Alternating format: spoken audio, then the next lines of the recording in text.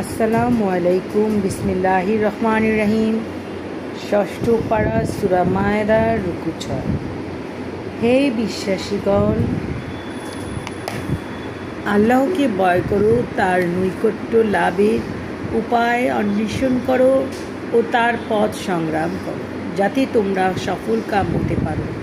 যারা অবিশ্বাস করেছে কিয়ামতের দিন, শেষ বিচারের দিন, শাস্তি থেকে মুক্তির জন্য গণস্বরূপ পৃথিবীতে যা কিছু আছে, যদি তার সমস্ত থাকে এবং তার সাথে সমপরিমাণ আরও থাকে, তবুও তাদের নিকট থেকে তা গৃহীত হবে না এবং তাদের জন্য মর্মন্তুদ শাস্তি বর্তমান।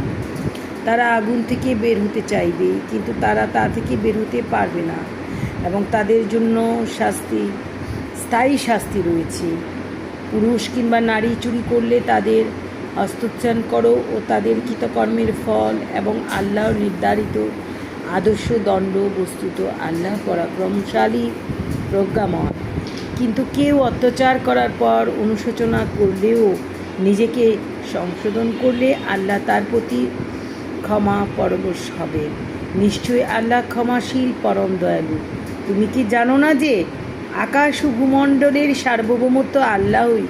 যাকে ইচ্ছা তিনি শাস্তি দেন এবং যাকে ইচ্ছা তিনি ক্ষমা করেন, এবং আল্লাহ সর্ববিষয়ে সর্বশক্তিমান। হে রসুল, যারা মুখে বলে বিশ্বাস করেছি কিন্তু তাদের অন্তরে বিশ্বাসী নয়, এবং যারা ইহুদি হয়েছে তাদের মধ্যে যারা অবিশ্বাসী, তৎপর তাদের আচরণ যেন তোমাকে দুঃখ না দেয়। তারা মিথ্যা শ্রবণে অত্যন্ত আগ্রহশীল। সে সম্প্রদায় তোমার নিকট আসেনি, তারা তাদের জন্য কান পেতে থাকে, শব্দগুলো যথাযথ বিন্যস্ত থাকা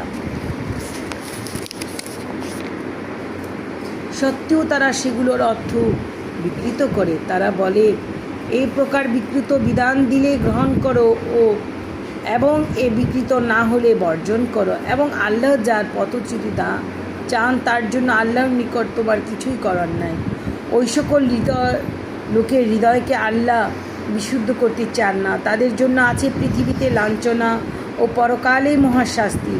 তারা মিথ্যা শ্রবণে অত্যন্ত আগ্রহশীল এবং অবৈধ উপায়ে লব্ধ বস্তু বক্ষণে অত্যন্ত আসক্ত। তারা যদি তোমার নিকট আসে তবে তাদের বিচার নিষ্পত্তি করো অথবা তাদের উপেক্ষা করো, তবে তারা তোমার কোনো ক্ষতি করতে পারবে না।